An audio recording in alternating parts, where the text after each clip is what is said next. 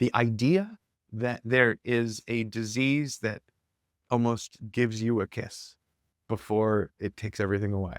The idea that there could be brain upfunction as well as decline existing inside the same disease process gave me such hope and a tremendous mysterious feeling of, okay, we don't understand how we work as much as we think we do. I thought I have to tell this story and help other people feel the same wonder that I did. I want to share it.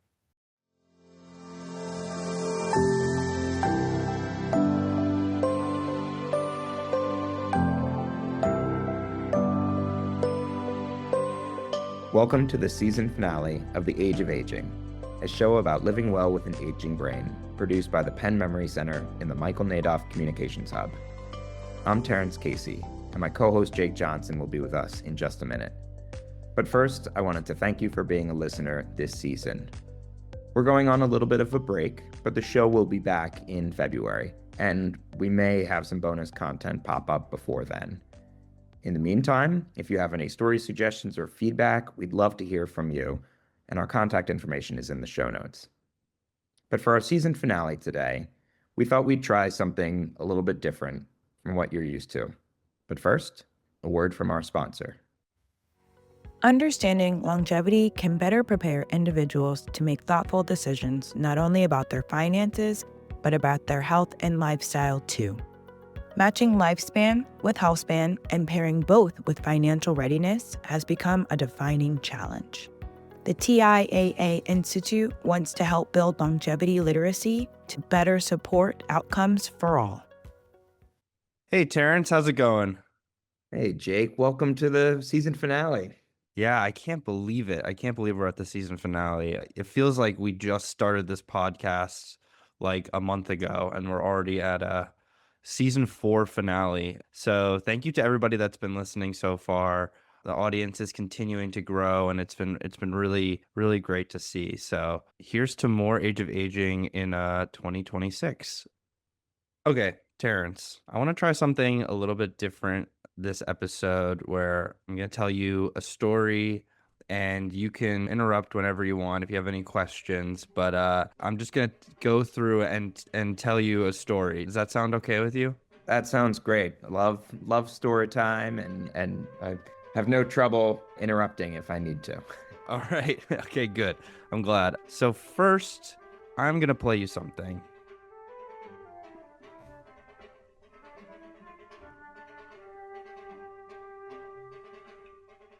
Have you heard this before? I have. This is Bolero, right? Yes, it is Bolero, and you know it more than I do because a few months ago I really didn't know what it was. I don't know a lot about it. I recognize the tune. I think we've talked about it in our office sometimes, and I know Bolero is written by Ravel. I'm familiar with the structure, but honestly, that's about all I have for you. Right.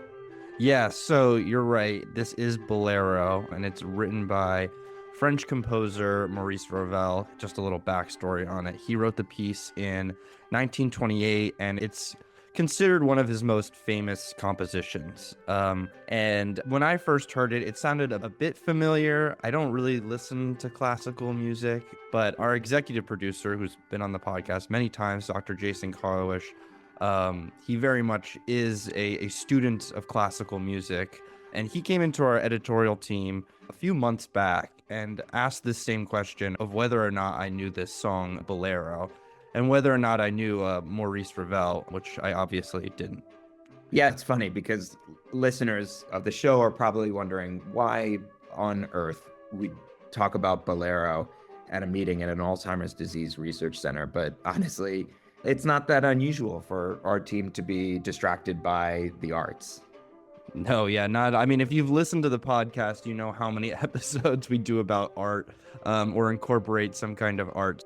So Dr. Karlowish explained to me in that meeting that Bolero is actually one of the last pieces that Ravel composed before he began to progressively lose his ability to write and speak. And he increasingly started to struggle with depression and insomnia and like general motor skills, over the course of some years. And Bolero was one of his last compositions. He actually received exploratory brain surgery in 1937. I think his brother brought him in because he thought that there might be something wrong with his brain. And when the surgeon opened up his skull to look at his brain, which I actually read he might have not even had any kind of anesthesia or anything. I mean, just crazy. He saw that his right frontal lobe had atrophied and was limp and loose. And Ravel actually slipped into a coma after the surgery, and he eventually died over a week later. So the interesting thing that Dr. Carlos explained to me and how this really relates to the Penn Memory Center and aging is that given Ravel's symptoms and the examination by the surgeon, scientists today speculate that Ravel had a neurodegenerative disease that impacted the frontal and temporal lobes of his brain, and likely he had frontotemporal degeneration, which we've talked about a few times on this podcast as a kind of neurodegenerative disease that causes dementia that is different than Alzheimer's. Here is a clip of Dr. Bruce Miller, who is an FTD expert and a professor of neurology at the University of California, San Francisco. So FTD tends to begin in the front part of the brain. When it begins on the left side, we have progressive trouble with language predominantly.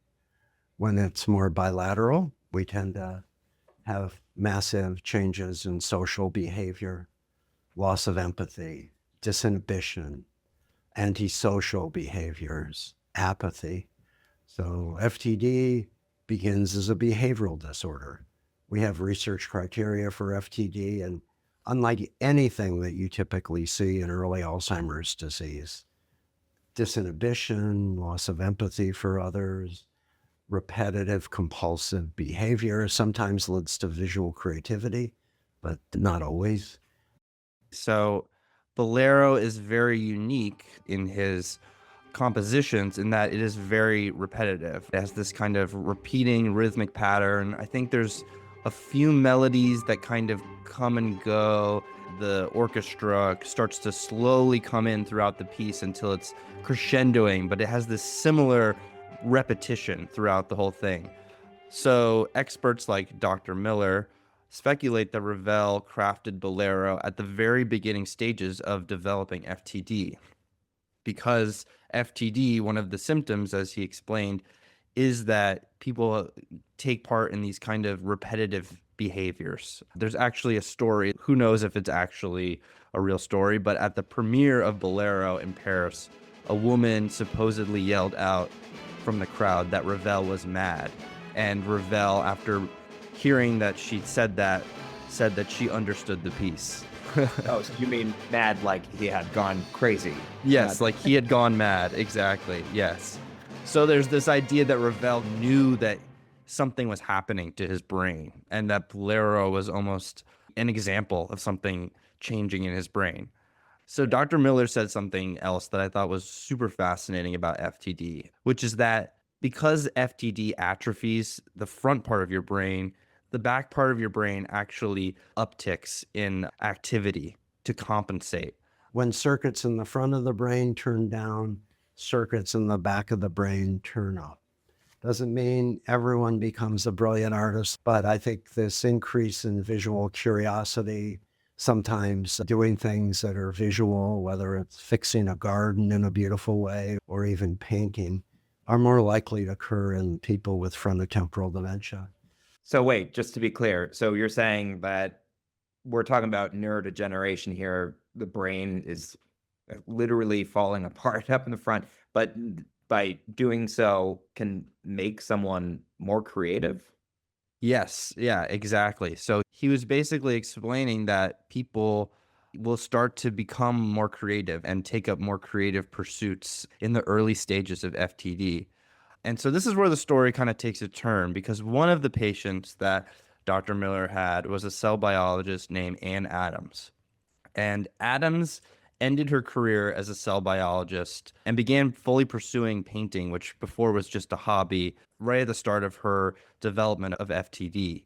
And she also became obsessed with Bolero and even made a painting of it with all of these shapes and colors associated with the different notes in Bolero.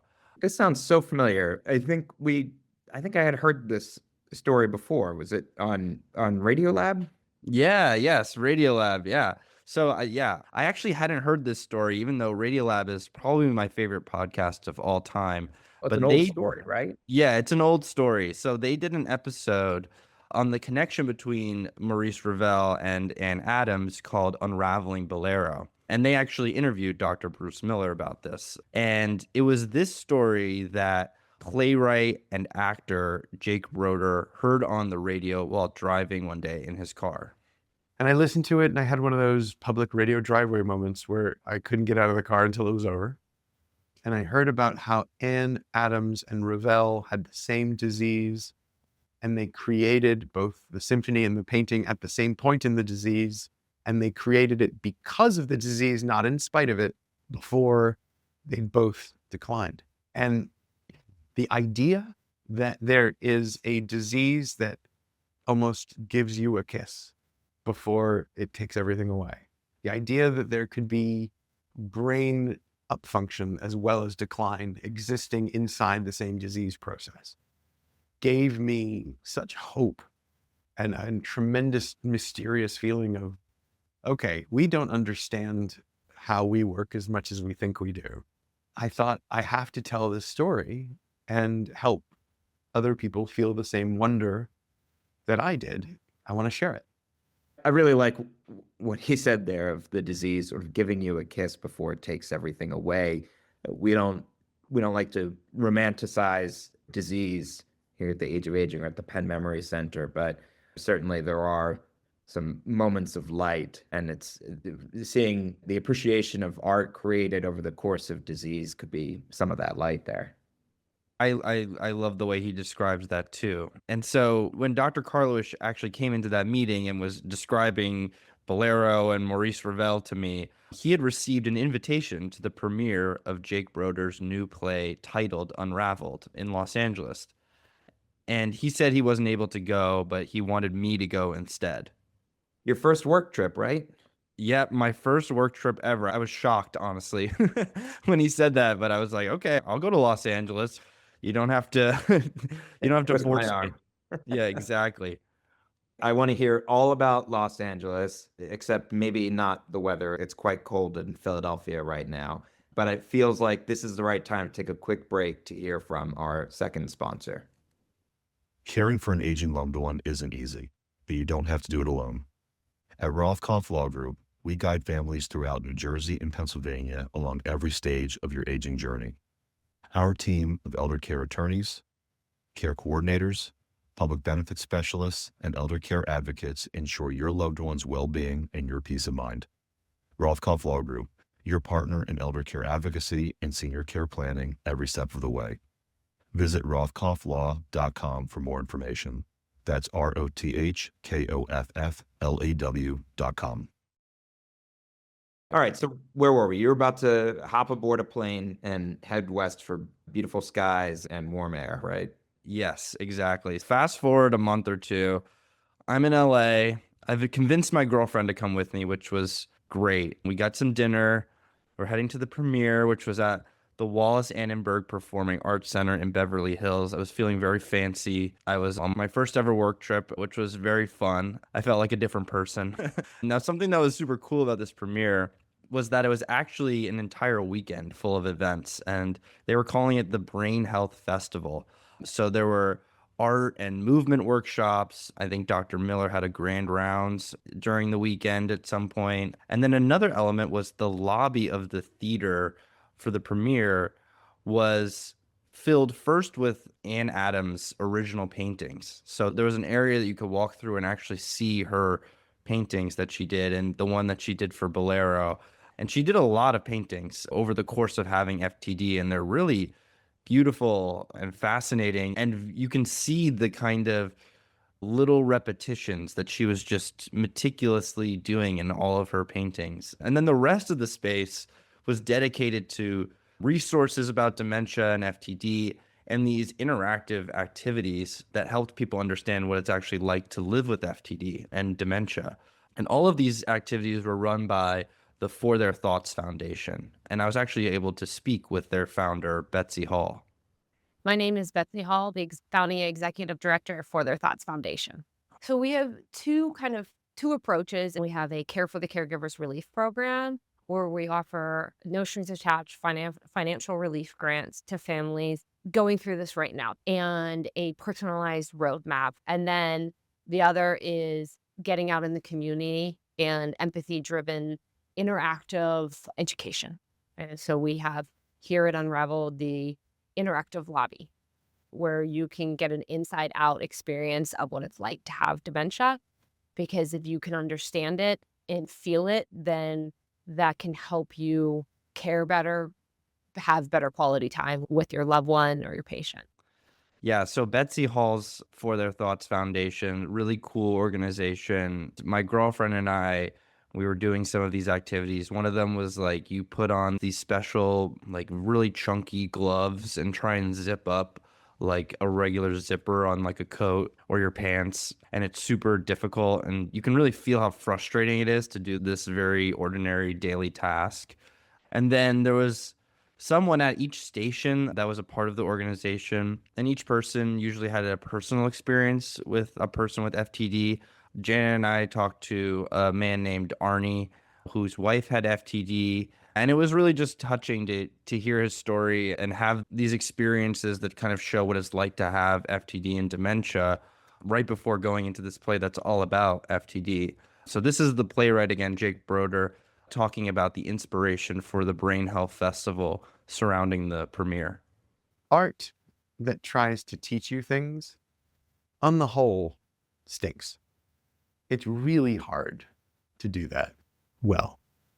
It's burdensome. It's self-righteous. It's not cool. It turns people off.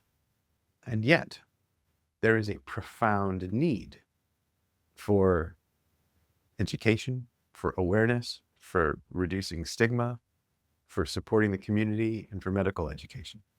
I was thinking about how can we do both? Why do we have to choose? Sometimes you need a piece of art or a celebrity or something to put a flag in to be able to say, hey, pay attention to this because this is cool. But then you come out of the room and you're all fired up. You're like, well, what can I do? I'm excited about this. What can I do? And I was working backwards and thinking, how do I want the audience? If I was watching this, I've just seen the play, what do I wish I could come into? I wish that all the services and the amazing ecosystem that exists around FTD was on display as soon as you walked out of the theater. So wait, tell me about the play. How was it? What's it like? I don't want to give too much away about the play itself. I think people really should see it for themselves if they can. I really enjoyed it. I'll try and talk about it a little bit without giving too much away. So it's not showing in LA anymore. If people want to see it, when and how will they have the chance to? So there is a plan for the play to come to Philadelphia next year, which is really exciting. So they're gonna do an East Coast premiere of the play at the International Conference on Frontotemporal Dementia, which will be held in Philly next fall, which is really cool. So if anybody lives in the Philly area or just the Northeast, they should definitely come and check it out. Or is willing to travel to Philadelphia? It sounds like you were willing to travel across the country for it. Maybe we'll bring in some of our listeners from California to see it here. Yeah, true. And we will have more information on the Philly showing of the play soon. So if you want to get updates on that, you can subscribe to our newsletter, which we will link in the show notes. And we'll also link the official UnRavelled website in the show notes as well. So getting back to the play itself, it really centers around Ann Adams and her husband and caregiver, Robert Adams, as she progresses through the disease. Lucy Davenport plays Ann Adams in the show and is also married to Jake Broder. So she was very much involved in the creation of the show from the beginning. So here's Lucy talking about Ann and the play in general. what Anne did was take music and make it into painting. And then how could we take that and make it into theatre and make it into a piece of art that didn't teach people or wag their finger, but would inspire people and be a story in its own right, but also have a message of hope for people. Because almost everybody we meet, especially on this journey, has had an experience with dementia, a family member, a friend, an older relative. It's so common now, and we have so little language to talk about it. So while the play is mainly focused on Anne Adams and her relationship with her husband, it's also about her relationship with Bolero and Maurice Ravel. And if that is confusing to you, that makes sense, because Anne Adams was alive in the 1990s and early 2000s when she saw Dr. Bruce Miller, and Maurice Ravel composed Bolero in 1928. So this is where the play gets a little bit more surreal, in that it's kind of jumping back in time between Ravel and Adams, and they're communicating with one another about their art and about their condition, and having this kind of relationship through time. And I think the play does a really nice job of blurring the lines between what is real, what's happening in Adam's head, and what's just fantastical. You don't really question it. The play itself is on this like very plain stage, and you can see the other actors actually sitting on the sides of the stage throughout the whole play, and the musicians as well. And sometimes, like when there's a scene between Adams and her husband, an actor will come up and hand her a glass of water from the side of the stage, or move something around. So you get this kind of surreal sense of what's going on in the play. And Dr. Carlos has talked about this a lot, that there's a real surreality to dementia, which I think UnRavelled really captures. Like, something is both real and unreal at the same time. So just to be clear, too, we talk about the surreality of dementia, but is this just part of the play, or was this actually Anne Adams' experience in real life? Did she have this kind of surreal experience relationship with Maurice Ravel? Well, she was really obsessed with Bolero, and she would play it while she was painting. And obviously, she did that painting of Bolero. So I think the play is extrapolating on that a little bit, drawing it out. Like, what if they are having this metaphorical connection through time because they have the same condition and are reacting in very similar ways through their creativity and their art? So I'm not sure if, like, in reality, she felt like she was actually talking to Ravel, but my take on it was that this was an artistic abstraction of what Anne was experiencing with her obsession with Bolero. So I actually was able to speak with the director of the play, James Bonus, and then at the end here of these clips is Lucy Davenport again, talking about how they used the form of theater and movement and dance to portray the progression of FTD and dementia without it being a caricature or an imitation of somebody with the condition. I'm James Broder, and I'm the director of UnRavelled. When you're doing a piece about someone who has a condition that results in certain physical, behavioral, psychological, and cognitive impairments, and yet none of the actors have that condition, how do you explore that on stage without doing Dustin Hoffman, Rain Man, Daniel Day-Lewis, My Left Foot? Do you see what I mean? It's true. And actually, so it's about finding other ways to explore the experience of what it might be like to have those things and the feeling of that without going into a kind of mimetic kind of faking someone with that condition. So there's one scene where we have Andrew who plays Robert, and we place Lucy who plays Anne in the middle of the platform, and we gave him the restriction that he can't get near, he can't get onto the platform. She's dislocated from him. And so from where you've seen them, they play very close to each other, hugging each other, kissing. Now he physically can't reach her. And yet he's calling out to her, shouting out to her to reach her, but he can't get there. And that feeling of someone becoming unavailable, and you can't touch them, you can't reach them, that feels to me like what it might feel like. And the movement is not dance steps. It's, for instance, we have a dramatization of how Robert gets Anne to Ghent in a wheelchair. and taking somebody who has a lot of immobility on an aeroplane, in a taxi, all these through the security line is such a huge journey. So we started with the physical reality of that. And then we, with Sydney's help, cleaned it up, made it flow, made it more abstract so that you can see the price of that journey on Robert. And you can see that she's disengaged and she needs a lot of help, and just what an enormous price on the caregiver that journey is. But it's also hopefully kind of beautiful.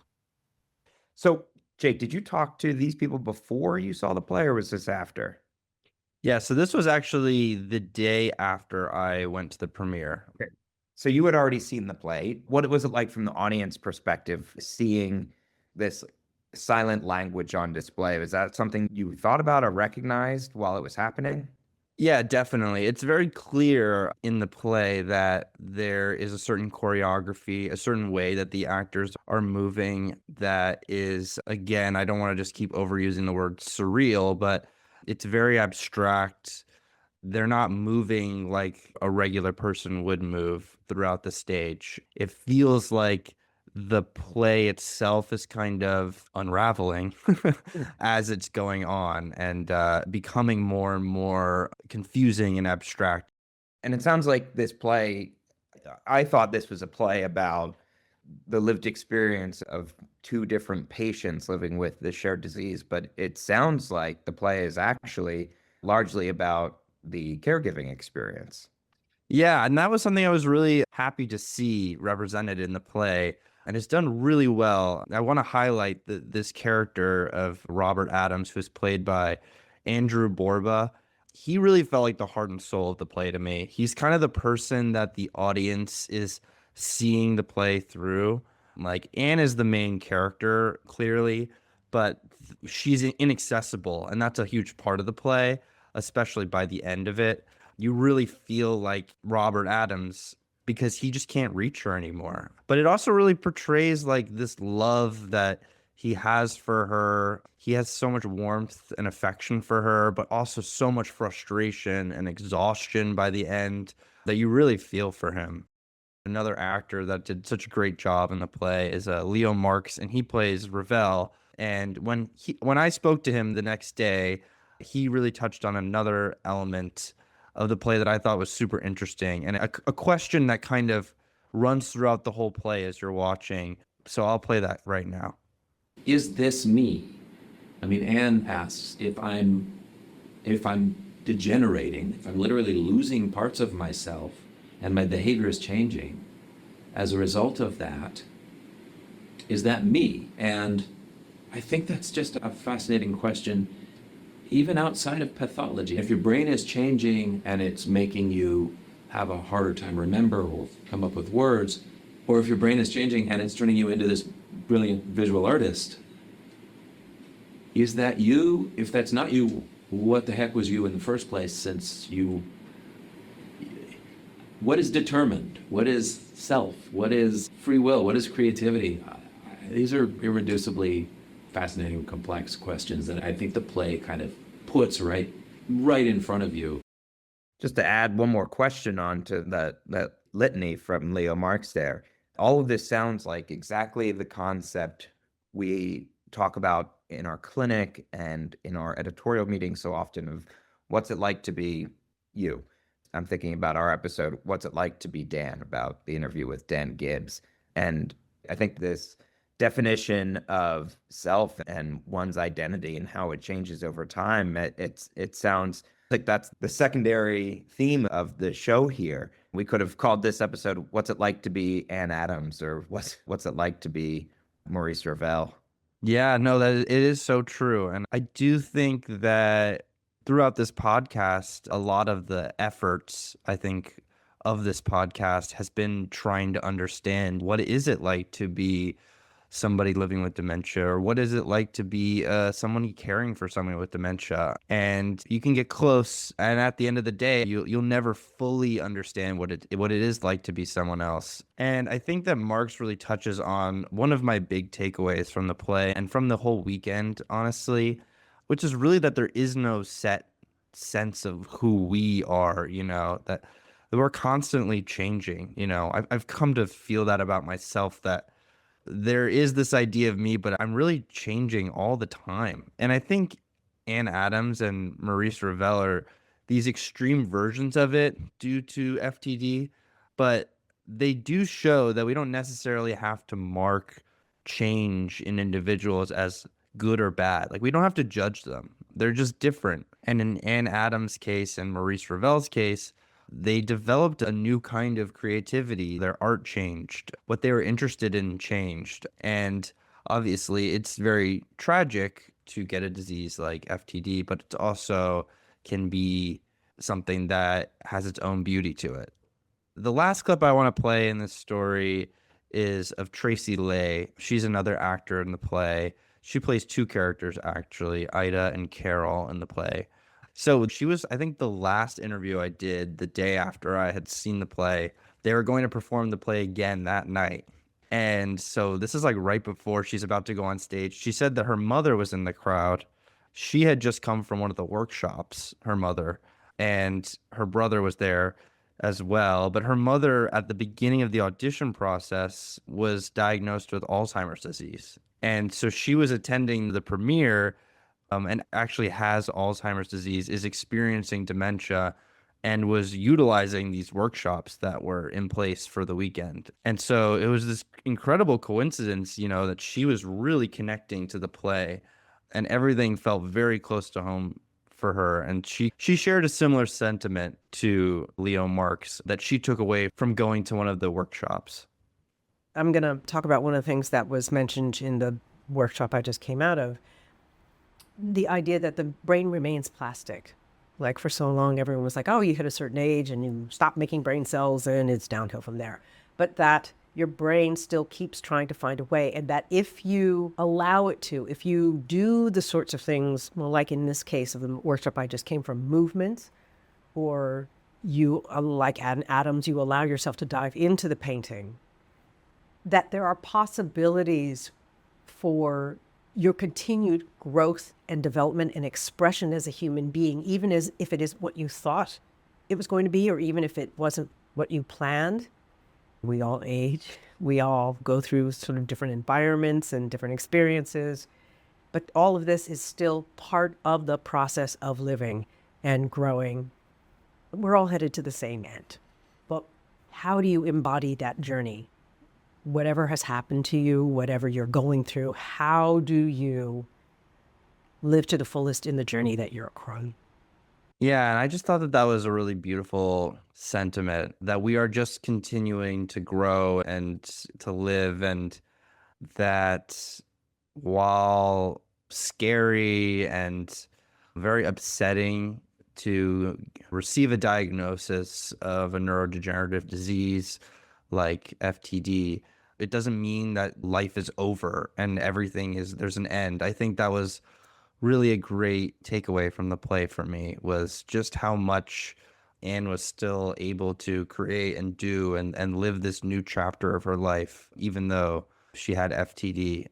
One of the maxims of our work at the Penn Memory Center and of this show as well is we always talk about how until there is a cure for the various causes of dementia, we have to learn how to live with those diseases. And it sounds like this play has shown that better than we could tell people how to do it. It's not trying to hold on to as much of your yesterday's life as possible, as much as it is identify what today's life is and what your capabilities are, and maybe even what your interests are, and maybe even who you are. And I know that I'm not going to hear Bolero the same way again. And I certainly look forward to checking out this show when it comes to Philadelphia, and hopefully meeting some of the same people that you got a chance to see out in Los Angeles.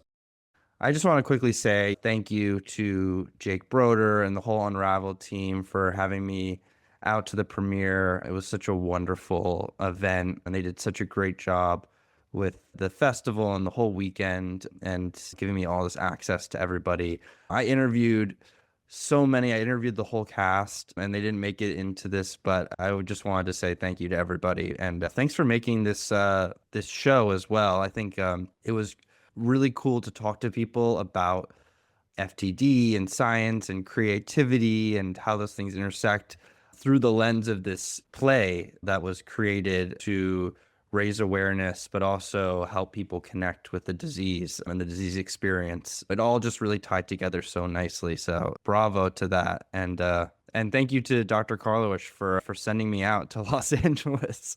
I really appreciated that. Thank you, Jake, for not just this story, but every story you've brought to our listeners this season. It's been a lot of fun. I think we've helped tell the stories of aging and how to live with the changes that come with aging. And I am really looking forward to seeing what stories we're going to tell in 2026 and beyond. Thank you, Terrence. Yeah, it's really an honor to make this show. I don't really know how I got so lucky. And thank you to the whole audience for listening. It's been so wonderful. And yeah, here's to more stories in 2026. Happy New Year, Jake. Thank you for listening to this episode of The Age of Aging. The show is made possible by generous support from the Michael Nadoff Communications Hub Fund and our sponsors, the TIAA Institute and Rothkopf Law Group. The Age of Aging is produced by the Penn Memory Center in partnership with the Institute on Aging and the Penn FTD Center. Our team includes Dalia El-Said, Jake Johnson, Jason Karlowish, and myself, Terrence Casey. Contributors include Nicolette Calcavecchia, Emily Largent, Allison Lynn, and Megan Sharp. Special thanks this episode to Dr. Bruce Miller, Jake Broder, Betsy Hall, Lucy Davenport, James Bonus, Leo Marks, Tracy Lay, and the entire UnRavelled cast and team. If you enjoyed this episode, please consider subscribing to the podcast, leaving us a review, or giving us a like. These types of things really help others find the show. And if you know someone who might be interested in these conversations, share this episode with them. We also love hearing from our listeners. If you'd like to reach out, our contact information is in the show notes.